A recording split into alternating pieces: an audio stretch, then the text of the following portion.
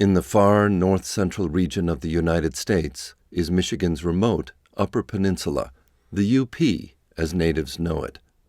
Geographically and culturally separated from the mainland, it is almost an island, surrounded by Great Lakes Michigan, Huron, and Superior. In the 1890s, Finnish immigrants moved into the iron and copper mining towns in the western Lake Superior region. Disenchanted by dangerous working conditions, low wages, and labor strikes, by 1910, many were migrating into the nearby cut-over forest lands. They carved farms out of the forests and created language island communities, havens in the woods. Some of their descendants still live in counties that are almost 90% forest. The Hanka Homestead Museum in Michigan's western Upper Peninsula shows how Finnish Americans have survived in the forest and how the forest has survived in their minds.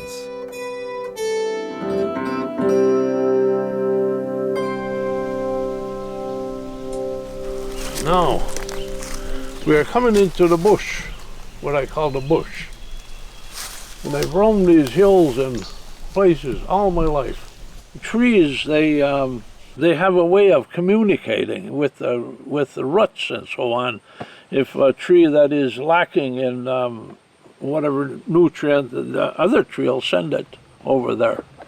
Nowadays, people gotta slow down and to really enjoy the forest and what's in there.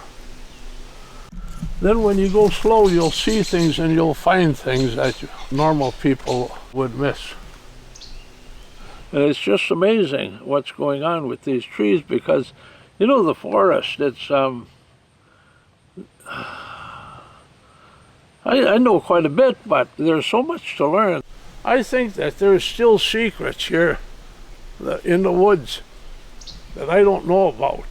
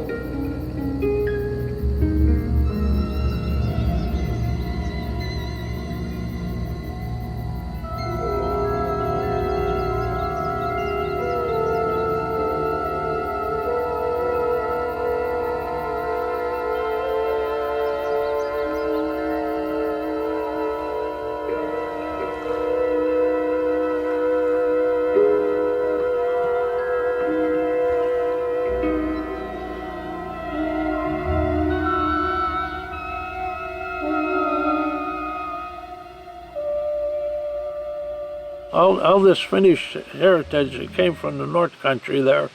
And the reason those people came was because of they were having bad times over there. And they came to America for a better life. And my grandmas came, and I know exactly where they left from. My cousin said that they were singing when they left. Well, I was born and reared on a small subsistence farm. I saw most of what in this Tapiola area was Finnish farmers settlement here, and we were all pretty much in the same boat. But my wood carving and such, it's always been with me. I didn't realize I was such a creative person until I had time to think about things. And then the creative started working in me, and I have so many ideas that I don't know if I'll ever have time enough to do them all, but I'm going to try anyway.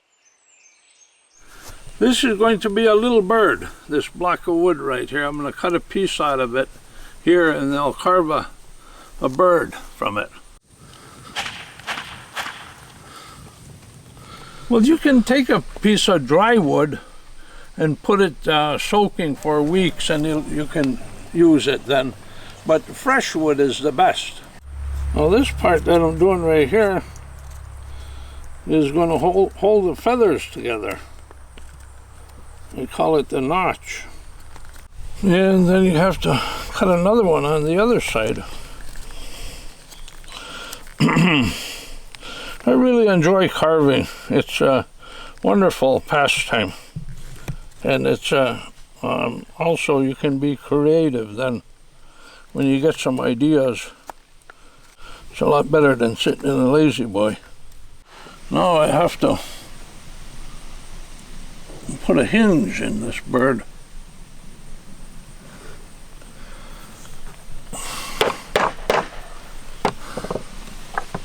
There'll be about 1/8 of an inch left right in here, and these feathers are going to fan out. There's a story I heard about these birds that come from medieval times in Finland. Yeah, but it's a short story, so I'll keep you in suspense for a while, and then when I got the bird carved, I'll tell it you. Carve those feathers out now.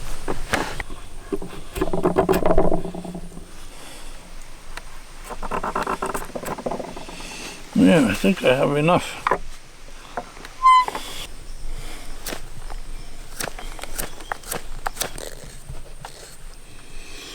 Okay, there's the body of the little bird.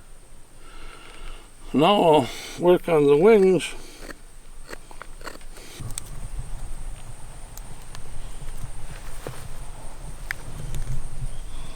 And that's what these notches are for.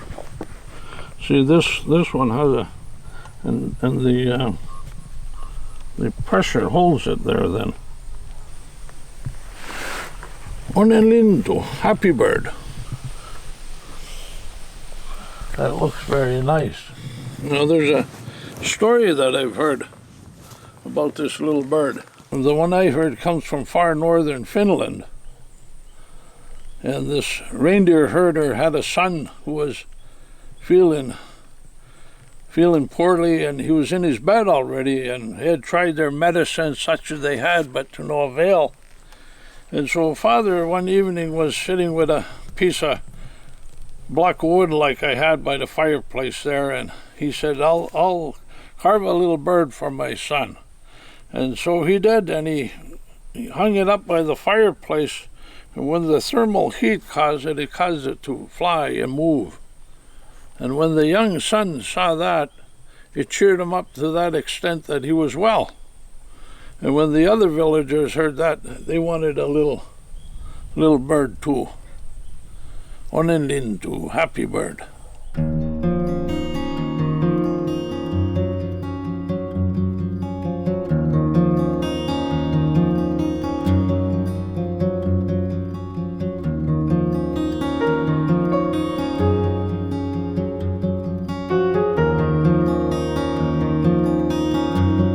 I look at something and if I see a nice form coming off the knife, I say, wow, I can use that in my crafts.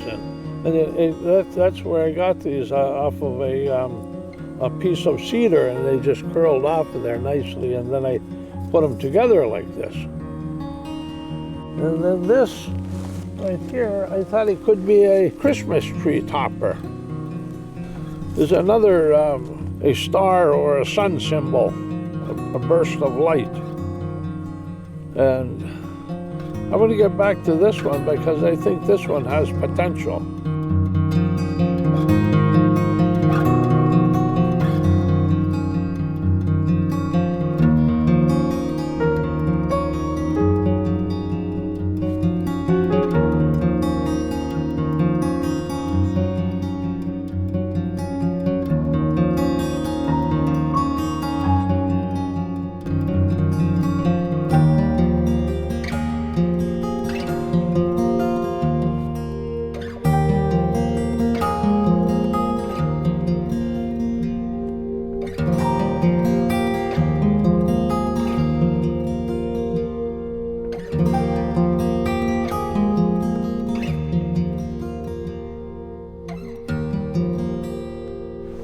Tämä on suomalainen puukko. Minä ostan Suomessa.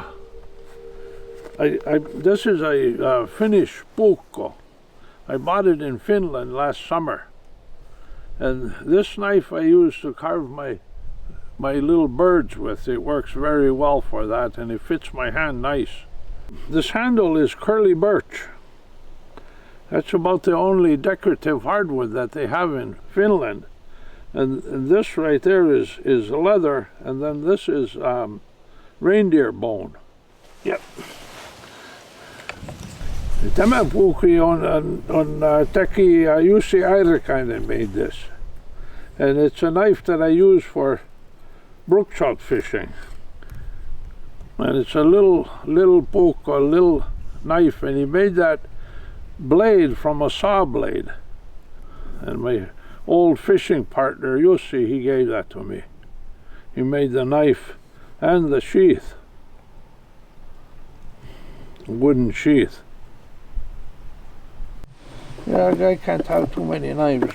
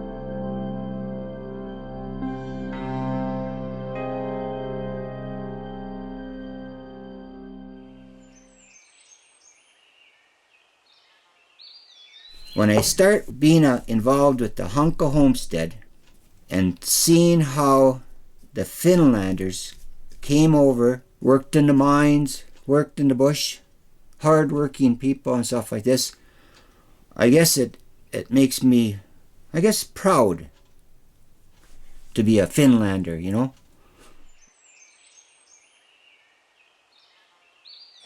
Welcome to the Hunka Homestead Museum. It was established in 1896. It's called the Aita or granary. They had to store their oats and their barley and their corn, and so they stored it up above to keep it out of the critters, keep it dry, kept it in barrels, and so they utilized the bottom one. They had the blacksmith shop over here, and right here the wood shop. They made homemade skis. They sold them, bought them, traded them. They had trouble with the skis. They're good in the fields, but bad in the bush. They started to make snowshoes. They trapped the animals for the hides, for the webbing.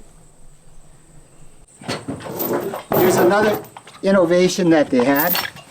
You got a furrow, you got full of seeds, you pull this along, and the wheel will pank down the seeds and the chain will cover them up with dirt.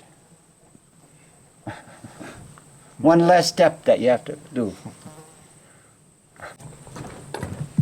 Made your own wheelbarrow.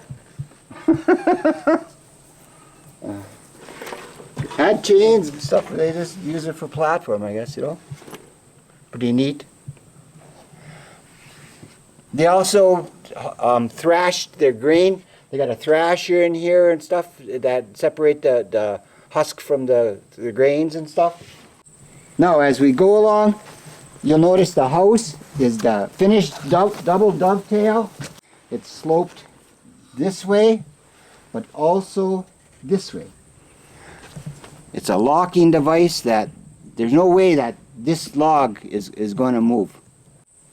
But you can notice how straight that is still.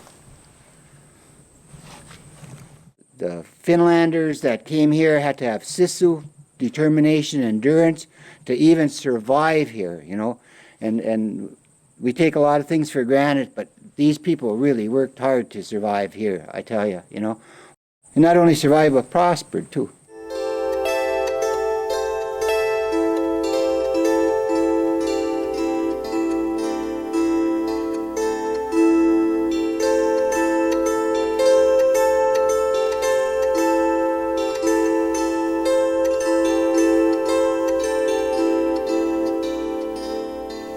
I had a friend that was in combat in Bosnia, and one of the Finnish soldiers traded her with something for this, and she liked me so much she knew about my wood carving, and she says, "No, you got a real Finnish knife that you could carve Finnish stuff." My grandfather had one, you know. I used to kind of like envy him for having that, but he used to just sit underneath the tree, and I think he just made sticks. You know, he had a stick, and he just, you know, I don't think he carved anything. He did eat apples with that too, you know, cut those apples with it. The curve right there is perfect for the hand. No slip there, so sharp too, boy. My grandfather on my dad's side was just a little short guy. He would just say hello in English. That's about all the English he knew. The rest was all Finn, you know. My grandmother was, in that side, was Tweeny. And she was the typical, probably 4 foot high, 4 foot wide. Always making donuts and bread and stuff like that. And they made their living farming.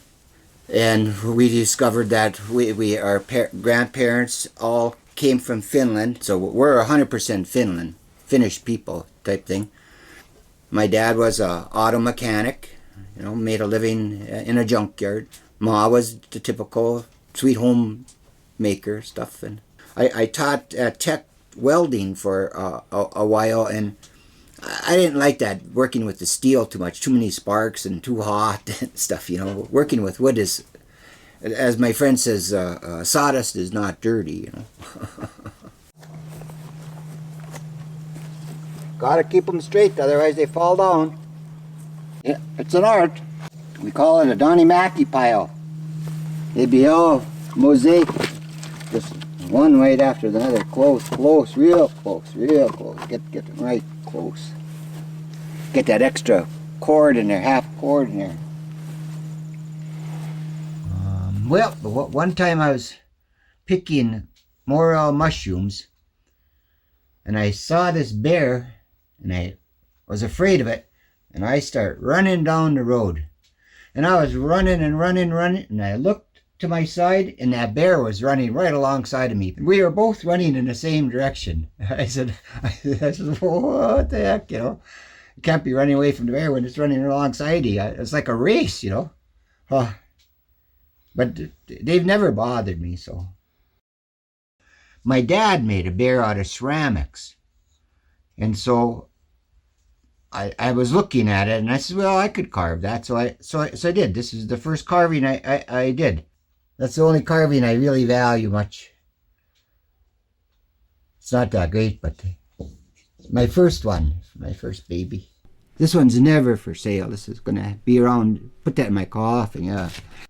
After that, I thought, well, if I could do this, I'll try another one or two. So here I am, 20 years later, still carving. You got me thinking about this bear thing, though. I didn't realize that I had so many bears in my life. This is a rag rug made by my friend Marceline. It's supposed to symbolize Hakenbävä, or the time when the bear rolls over in his cave in the second half of the winter.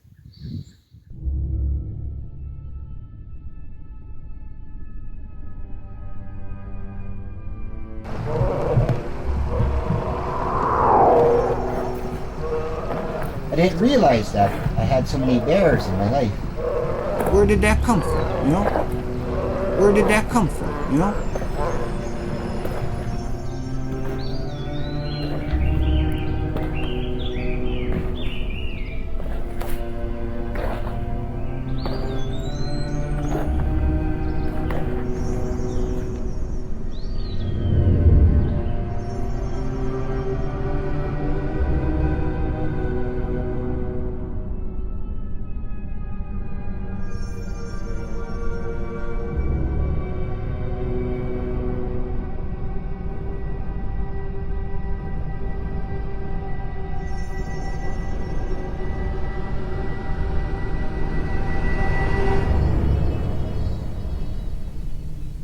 I went to a Hakela family reunion, and it was surprising. All the Hakela men were showing me pictures of their woodworking. You know, either they were carving, or they were making things for the house, or they were making tree houses or something like this. And we all got together and we said, well, that's real odd that none of us associated with each other through the years. I haven't seen many of the cousins for 40, 50 years, and they were all into that woodworking thing. So that was kind of neat. I said, well, I guess it must be in the genes, touching that wood and stuff. There's not a lot of detail. If you look at the face, yes, there's the eyes, but no eyelashes, no really wrinkly on the face. I think it's just basic forms and using just a knife, a buko, You got the tip of the knife to help you. You got the back of the knife to help you. Be friends with the knife, and won't cut you if it's close. And again, you peel it this way a little bit, and you see how the grain is going that way, so you pull it like so, pull it like so, pull it like so. Wood is like straws going up a tree, a bunch of straws, and so, as they say, you go with the grain, and so, yeah. I always wear my Kevlar glove. My knives are so sharp, if I cut myself today, I won't bleed till tomorrow, Start taking off one chip at a time. Turn it around. Get that other chip. One chip at a time. I could carve this exactly like this one. But what good would that be? You could just go to the store and buy one that looks like this then, So I like to give them a little character, like maybe arthritic knuckles, maybe a broken thumb, maybe something different. Big long fingernails instead of, a little character to the carvings versus the the regular normalish, I guess, so it's a work of love. I talk to other carvers, and you're lucky if you get maybe 10 cents an hour for your work, maybe if you're lucky. One of my bread and butter selling things, I sell walking sticks and sauna spirits, non-denominational at all. The sauna spirit is indigenous to the Otter Lake area, which is right here. Otter Lake is just a stone throw, say. It will protect you from evil and bad vibes. A little water splashed on him will re-energize the power. Hang in the sauna or in any living space that you want protected. Winter gets pretty long sometimes. Getting older, seems like that snow is getting heavier. I'm thankful I have the wood shop. Otherwise I'd probably go cabin crazy. I don't know.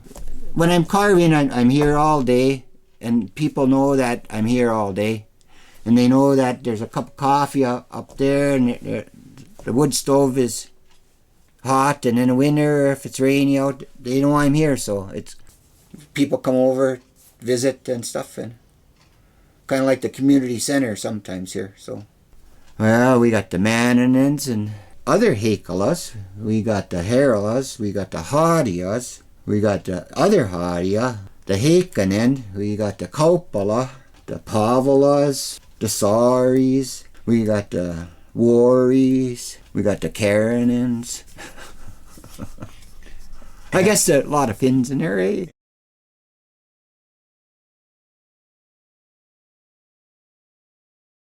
I just finished this one. It's a slippery elm root. Pretty neat, eh? This is just nature. Nature and its beauty. All you do is peel off the ugliness and everything's beauty in the inside there. Look at that, eh? Here's another natural thing. Well, look at that, eh? Pretty neat. It's all in the woods too, you know, it's really neat. Here's another nature. This is diamond willow. Unique by Bayfield. I think Alaska is the only places that they have this wood. Beautiful, beautiful wood. Beautiful wood. Oh, here's another thing I made. Nice piano. No.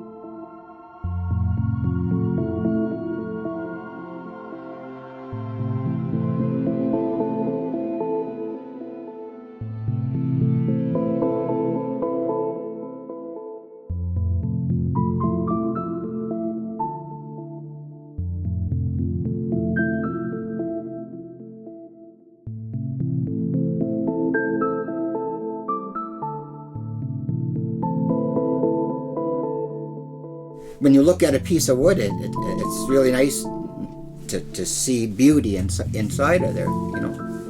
And I kind of like it. And you make this. Where did that come from, you know? Inside your brain. Why did I make that? You know, you question. I think it's good to keep that brain working, thinking, always thinking. Gotta always figure, you know.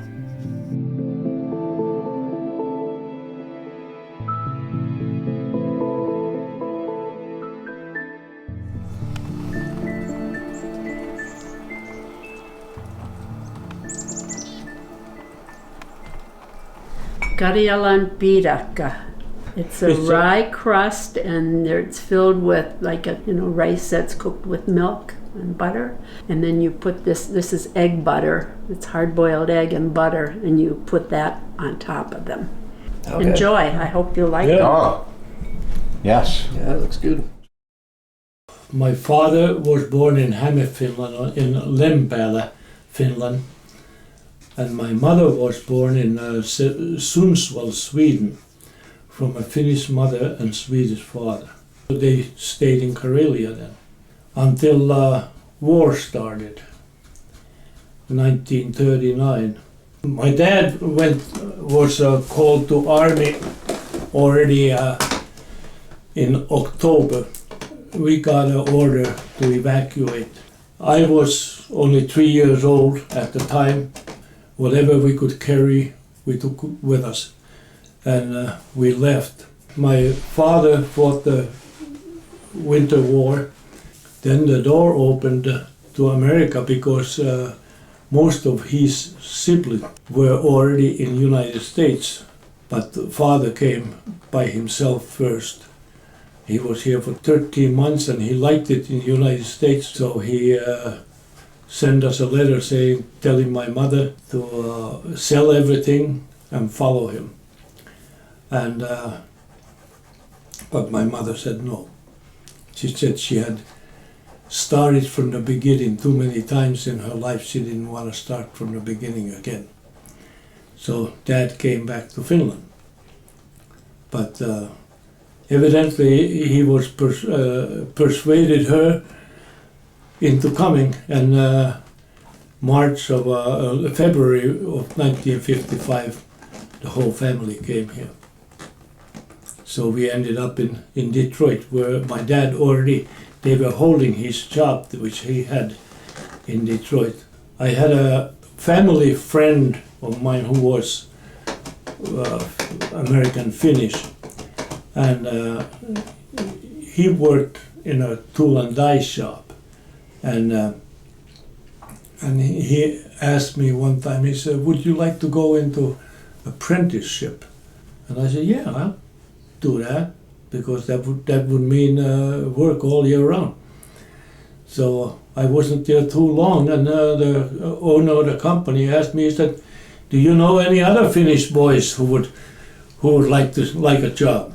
So I got a couple more other Finnish. My brother, I got him a job over there, and another Finnish immigrant boy.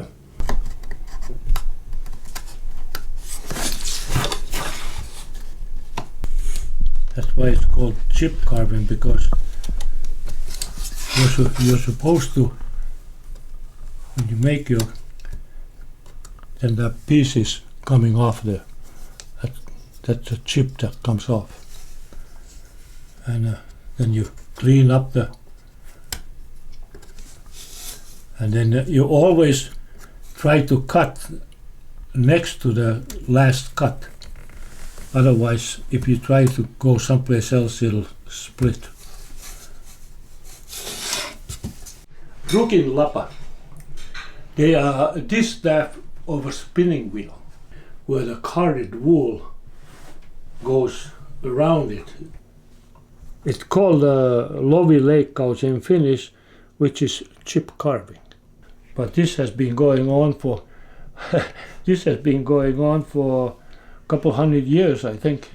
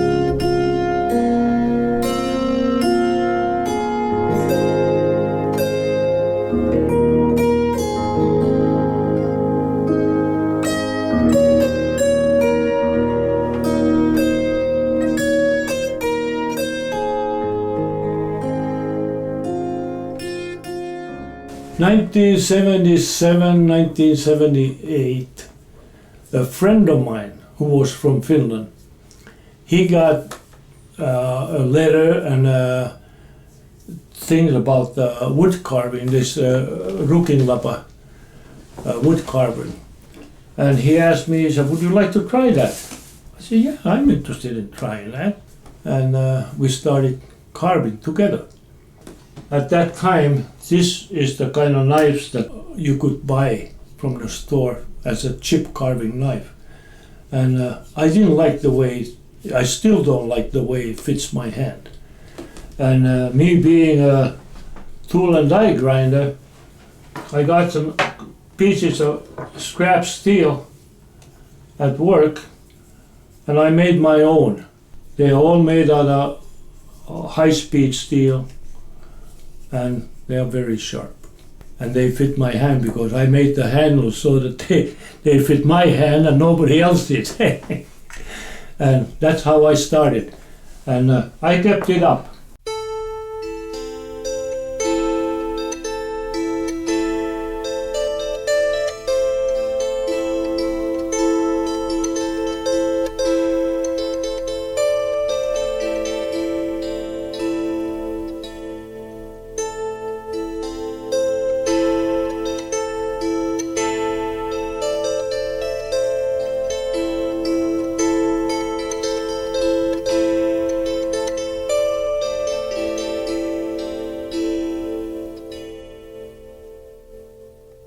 my children wanted me to make something for them to remember me by. So I made one of these rukilapas for each one of my kids. These kids, they have kids. Yeah. So I made one for each one of my grandkids. And now when I have great grandkids, and they are starting to want, I said, now it's somebody else's turn to take over. Because my hands are getting numb. I have a hard time with the knives and stuff. So now it's time for somebody else to start taking over. Himmeli. It's a Christmas ornament. These are made out of straw, and the string is strung into the inside that. Just about every little child in Finland used to make them. Now it's popular again all of a sudden. Yeah, people are starting to talk about himmelis and they're making them. Here's one section of one of those himmelis. When we got this knife and scabbard, it was 1940s, and they said that it was over 100 years old then. So that was an old time. Made out of reindeer horn, the handles. These are both from Lapland, these knives. And I got a couple others. This one my dad wore for years, always with him, this knife. These are little boys' knives. All total, up to today, there has been between 40 and 50 rukilapas that I have made. This one way up here. This one here. That's the only one that I time myself, how much time I spent. The carving time alone was 108 hours carving time on that one. Yeah.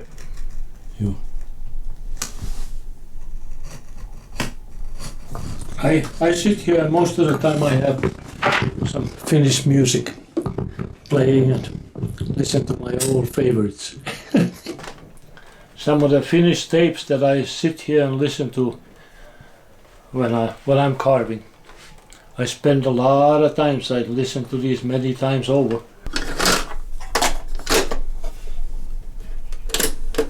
Ei tullut Suomesta suurta eikä herraa minusta, vaan pärjätty on elämässä silti omilla. Ei tullut Suomesta suurta eikä herraa minusta, ja Viipurissa vierailtu on enää lomilla.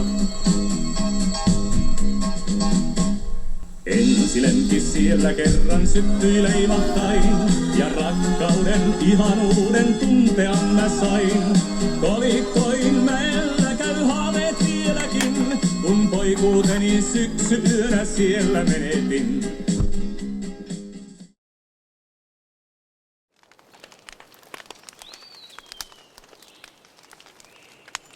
There's one other craft that I should show you. It's called tuoman risti. Of all my crafts, this is the hardest one to do. There's only a handful in Finland that carve them. And I was over there in Finland and tried to get to talk to some of those carvers, but this one especially, he didn't want to let go of his secrets. So, I don't know. So I've been working on it on my own for well over 10 years now.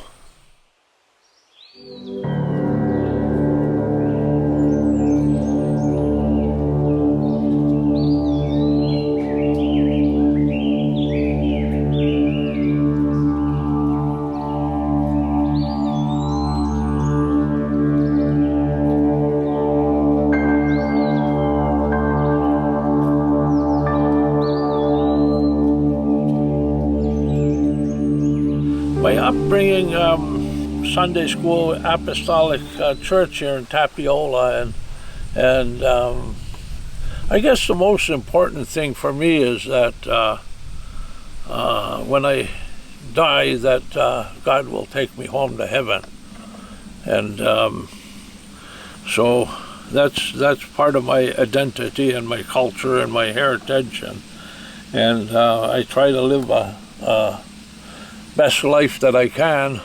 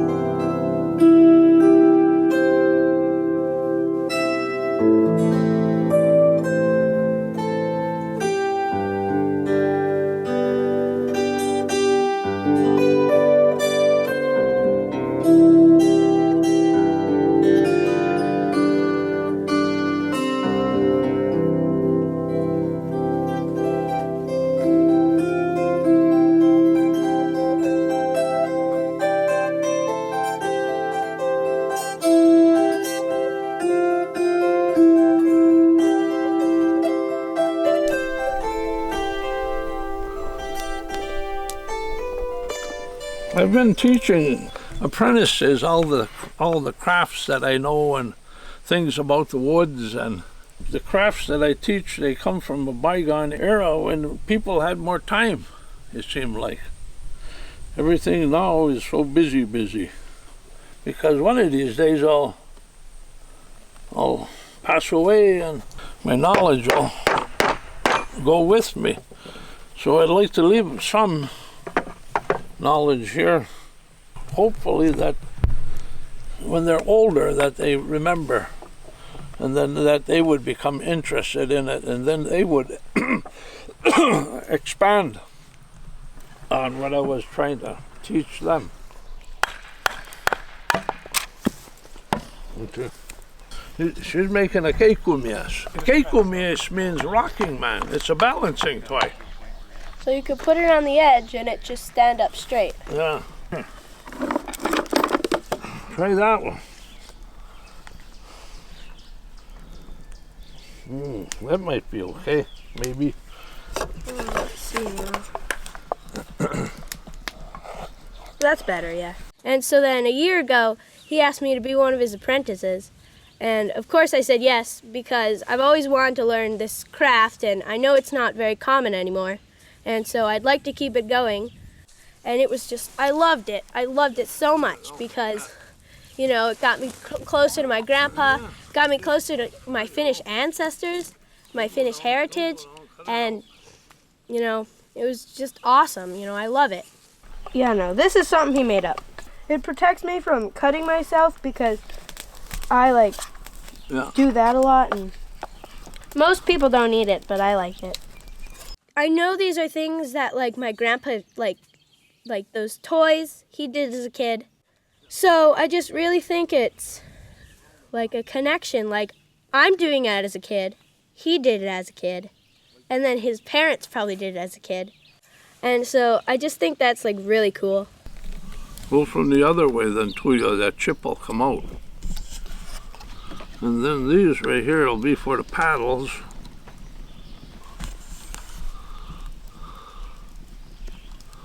Go back and forth so it don't split. Round the head off about right in here. Okay.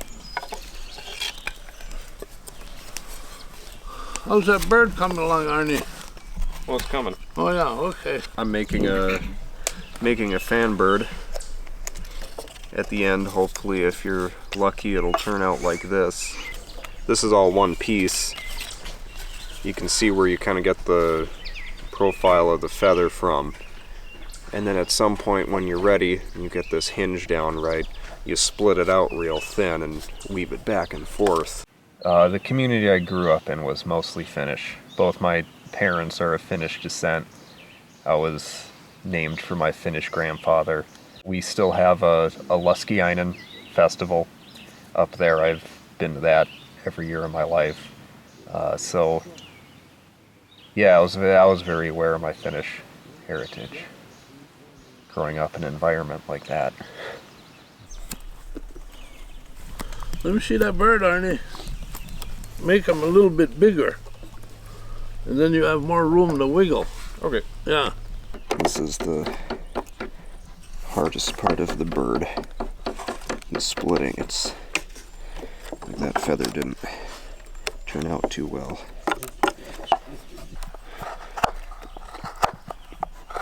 Messed up quite a few. There, that one's all right. My Finnish roots are on my mother's side of the family. My great-grandparents came over from Finland around 1906 or so. Settled in Toivola, actually, and my mother's maiden name was Nasko. And then just over the years, I've become more and more interested in pursuing my ethnic heritage on both sides of my family. I think my identity it just keeps evolving over the years as I learn about my French heritage, French-Canadian heritage, and my Finnish heritage. Music triggered my interest. Actually, I was getting to know Oren Tikkanen that really got me started on the path of learning about my cultural heritage through music, and then it's begun to expand over time into the woodworking and crafts and other things like that.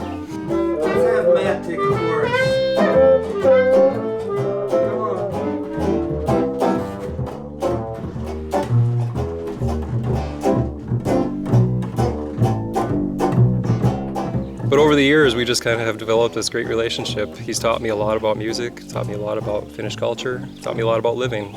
How music led to wood would certainly be this instrument right here. So this is called a yohiko. I hope I pronounced that fairly well, which means bundle of horsehair.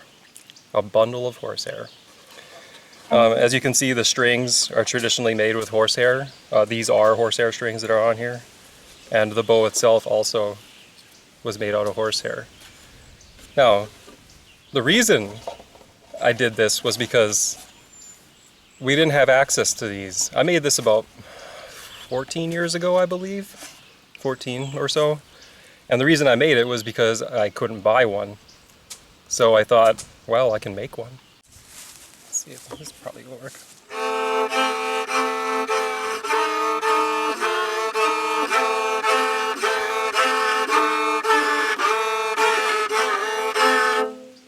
Sorry, I don't have any rosin.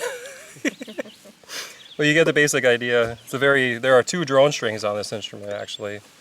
And it's out of tune right now, too. But it's very interesting. It's something I think I didn't really learn to play it very well. But I think it was the curiosity of actually doing the woodwork that really was the bridge.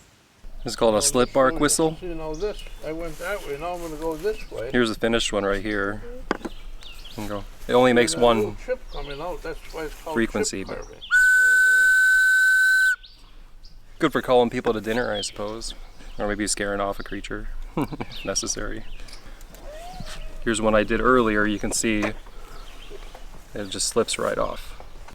So I'm working on that right now. I just trimmed out the mouth part here, the cut there, and now I need to crush the inner bark here so that I can slip this off. It can take some time. You have to be patient with it. So we'll start doing that.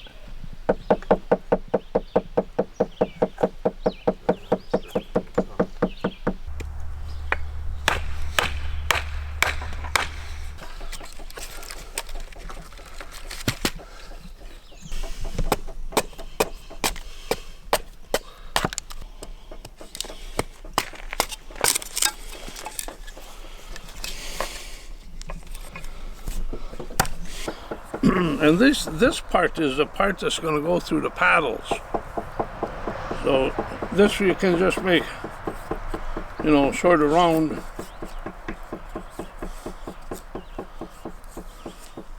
And this part goes on the peruna, on the potato. So this part goes on the potato? No, this end. And then these will be the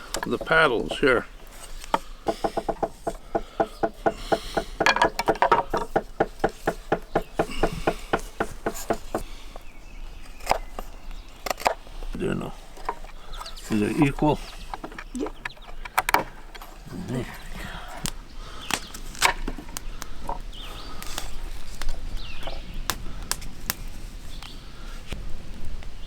Oh, that's nice, Marge.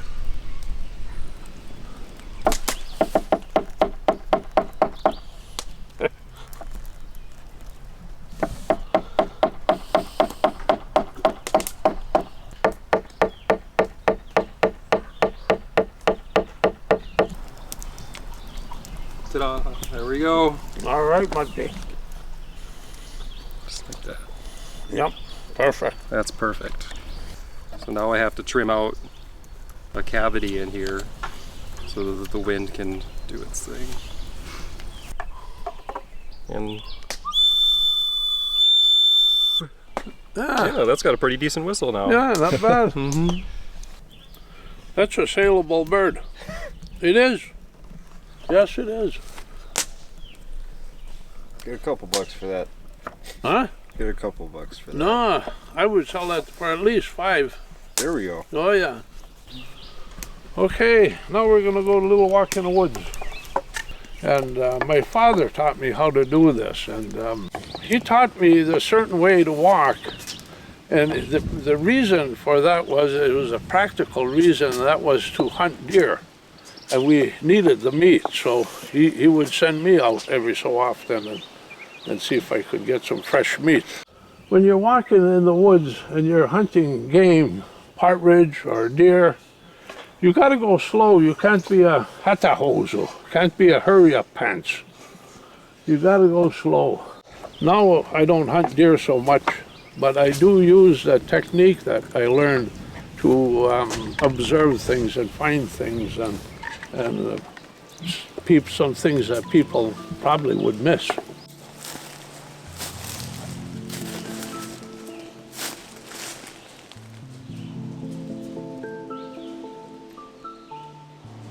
And what I'm doing is I'm listening and I'm looking and I'm really observing things near and far.